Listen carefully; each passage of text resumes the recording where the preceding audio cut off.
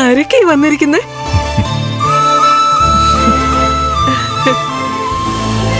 കണ്ടില്ലേടേ, ആരാച്ചാരും അവന്റെ ഭാര്യയും.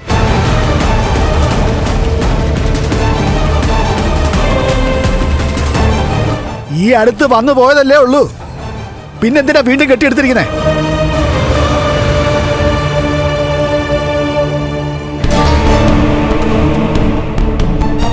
ഞങ്ങളുടെ വെഡിങ് ആനിവേഴ്സറിയാ. ഓ, അതിന് അമ്മയെ വന്നൊന്ന് കാണണമെന്ന് തോന്നി. ഇവൾ അങ്ങോട്ട് വന്നതാണല്ലോ പലഹാരമൊക്കെ ആയിട്ട്, പിന്നെ എന്തിനാ ഇങ്ങോട്ട് വന്നേ? എന്റെ മോളെ ചൊടിപ്പിക്കാൻ തന്നെയാ.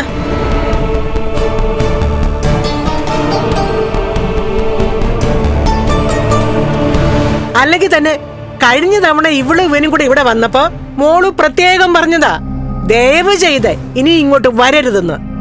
അപ്പൊ വരാതിരിക്കാൻ ശ്രമിക്ക എന്നിവൻ പറഞ്ഞു. ശ്രമിച്ചിട്ട് വീണ്ടും വന്നിരിക്കുക.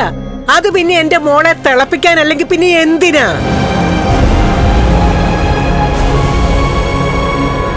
എനിക്ക് വെഡിങ് ആനിവേഴ്സറി ഇല്ലല്ലോ, ഇവൾക്കതുണ്ട്.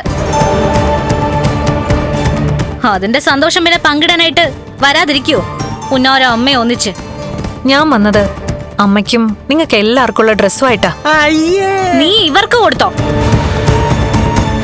പക്ഷെ ഞങ്ങൾക്ക് ആർക്കെങ്കിലും നീ തന്ന അത് ഞാൻ നിന്റെ മുഖത്തേക്ക് വലിച്ചെറിഞ്ഞു തരും. പറഞ്ഞില്ലെന്ന് വേണ്ട. ഞാൻ പറഞ്ഞതല്ലേടോ, അമ്മയ്ക്ക് മാത്രം വാങ്ങിയാൽ മതിയെന്ന്. ഇവിടെ ആർക്കും വേണ്ട നിന്റെ ഒന്നും ഡ്രസ്. വേണ്ടെങ്കി വേണ്ട.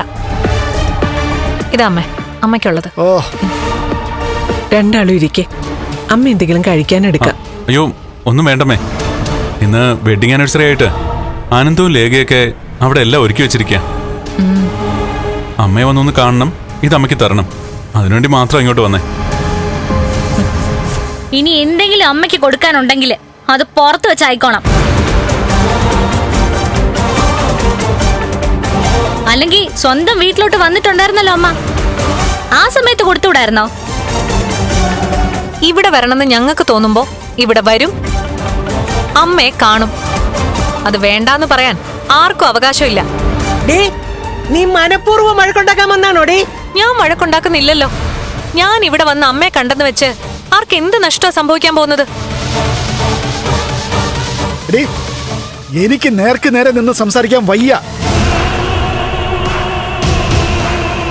അതുകൊണ്ട് തൊഴുതോണ്ട് പറയാ, ദയവ് ചെയ്ത് നീ ഇവനെ കൊണ്ട് ഇവിടേക്ക് വരരുത്. എന്റെ മോള് ഞങ്ങൾക്കൊപ്പം ഇവിടെ മനസമാധാനത്തോടെയാ കഴിയുന്നേ. അത് വെറുതെ തല്ലിക്കെടുത്തരുത് നീ. എന്നാലും ഇവള് വരും ആർഭാടത്തോടെ ഈ ദിവസം.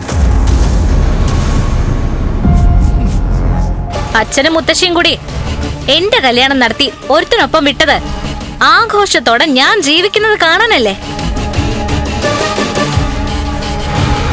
എന്നിട്ടിപ്പൊ ആഘോഷം ഇവളുടെ ജീവിതത്തിൽ മാത്രമേ ഉള്ളൂ.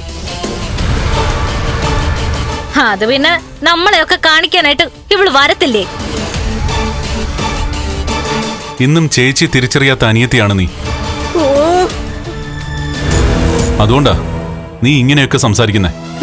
ഇവളെ തിരിച്ചറിയാൻ എനിക്ക് ഭൂതക്കണ്ണാടി ഒന്നും വെക്കണ്ടടോ. അതൊക്കെ നിന്റെ തോന്നല. പറയുമ്പോ നീ പുച്ഛിക്കും, കളിയാക്കും. പക്ഷേ നിന്റെ അച്ഛന്റെയും മുത്തശ്ശിയുടെയും ദൈവത്തിന് നിരക്കാത്ത പ്രവൃത്തി കാരണം നിനക്ക് നിന്റെ കുഞ്ഞിനെ നഷ്ടപ്പെട്ടപ്പോ നിനക്കൊപ്പം കരഞ്ഞവളാ ഈ നിൽക്കുന്ന നിന്റെ ചേച്ചി.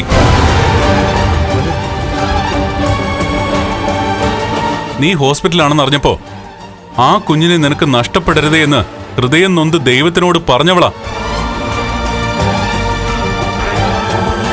അതൊക്കെ തിരിച്ചറിയണമെങ്കിലേ നീ നിന്റെ അമ്മയുടെ മകളായിട്ട് വളരണമായിരുന്നു.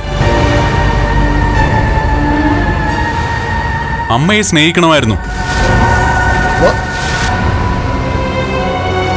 എന്നും അച്ഛനെയും മുത്തശ്ശിയെ അനുകരിക്കാൻ ശ്രമിക്കുന്ന നിനക്ക് മറ്റുള്ളവരുടെ മനസ്സിലെ നന്മ കാണാൻ കഴിയില്ല.